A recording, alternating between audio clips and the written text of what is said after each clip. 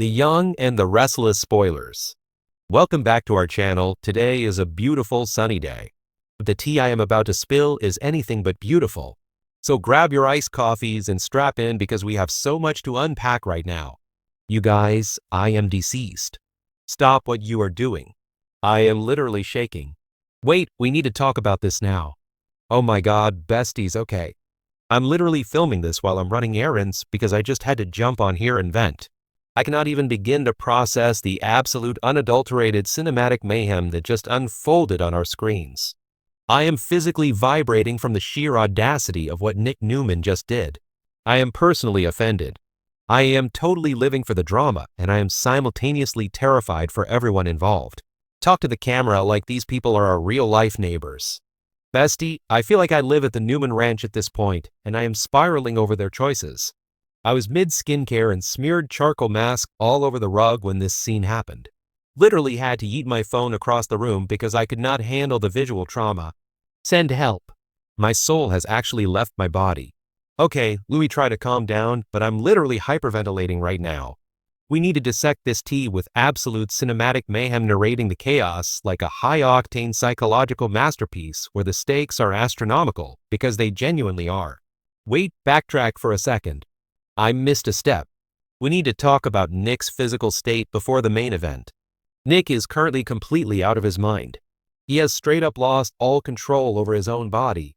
The drugs have completely taken over.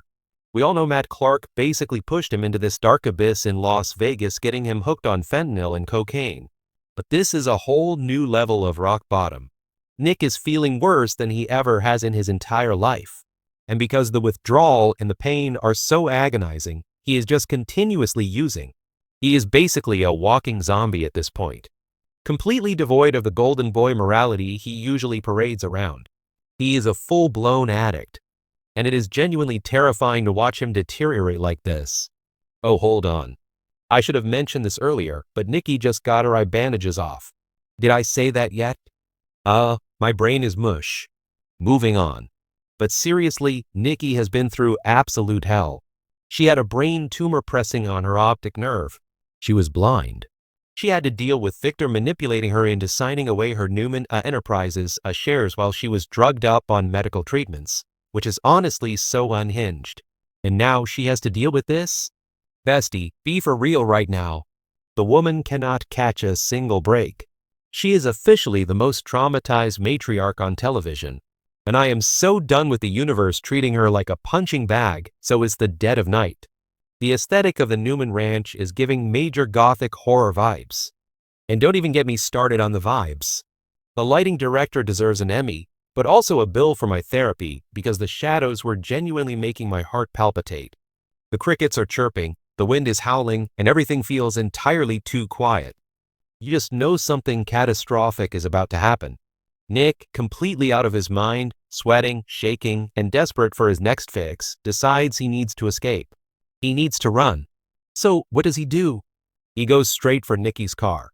He breaks into his own mother's car, fumbling with the keys, his eyes completely dilated and wild. The sheer manic energy radiating off of him is enough to make you sick to your stomach. He starts the engine, and the roar of the car shatters the silence of the night. Nikki, who is probably already sleeping with one eye open because her entire family is a walking disaster zone, hears the commotion. She runs out of the house in the dead of night, wearing what I can only assume is a ridiculously expensive silk robe because even in a crisis, Nikki Newman serves looks. Wait, I'm glitching. Okay. Back to the main event. Nikki runs out into the driveway, and she sees Nick behind the wheel. She is screaming his name, waving her arms, desperately trying to get him to stop. Nick, stop. What are you doing? She's crying out, and you can hear the absolute terror in her voice. She knows he is not in his right mind. She knows he is dangerous right now. But her maternal instinct overrides her common sense, and she runs directly into the path of the vehicle to try and block him from leaving. And this is the moment, you guys.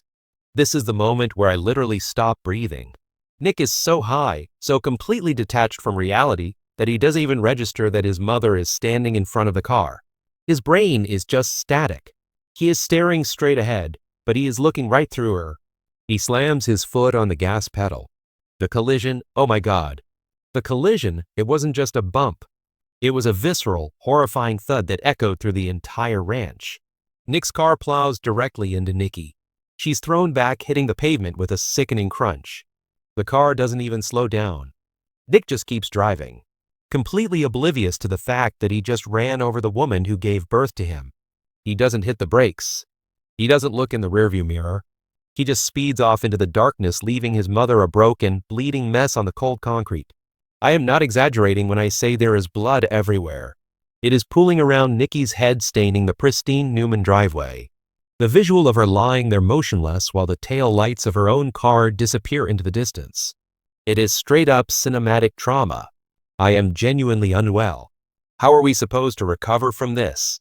And Nick is officially on my do not perceive list. I am so done. I know he is struggling with severe addiction, and I know Matt Clark is the architect of this nightmare. But running over your own mother and not even noticing, bestie, that is a level of darkness that you do not just come back from. He is driving off into the night, probably gripping the steering wheel with white knuckles, completely unaware that he just committed the ultimate betrayal. When he finally sobers up and realizes what he has done, the guilt is going to literally eat him alive. I am calling it right now. Then the rest of the Newman family comes rushing out.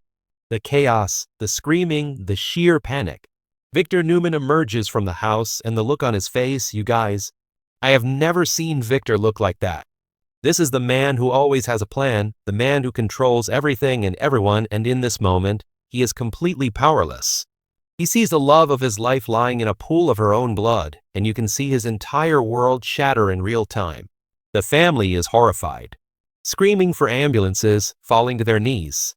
It is an absolute, unfiltered, emotional train wreck. I'm calling it the villain arc is about to go nuclear. Victor is going to burn the entire world to the ground over this. If he doesn't literally destroy Nick with his bare hands, he is going to cover it up in the most twisted, manipulative way possible, manifesting a total dumpster fire by the next update, because there is no way this family survives this without someone ending up behind bars or in a padded cell. Did I say that yet? My brain is mush. Moving on, but seriously, the psychological damage this is going to inflict on the entire Newman clan, that is astronomical. Victoria is going to lose her mind. Adam is going to somehow get blamed for it because he's Adam, and Sharon is going to have a full-blown breakdown when she hears about it. The ripple effects of this one night are going to tear Genoa City apart piece by piece. I legitimately need to go lie down in a dark room with a cold compress because I cannot handle the gravity of these events. This situation is now my entire personality, and I am not okay. The audacity of the writers to drop this on us. I am physically vibrating, my heart is pounding out of my chest, and I just know I'm going to have nightmares about that driveway scene. Please, for the love of all that is holy, tell me Nikki is going to survive this, because if she doesn't, I am rioting. Okay, I have to go scream into a pillow now.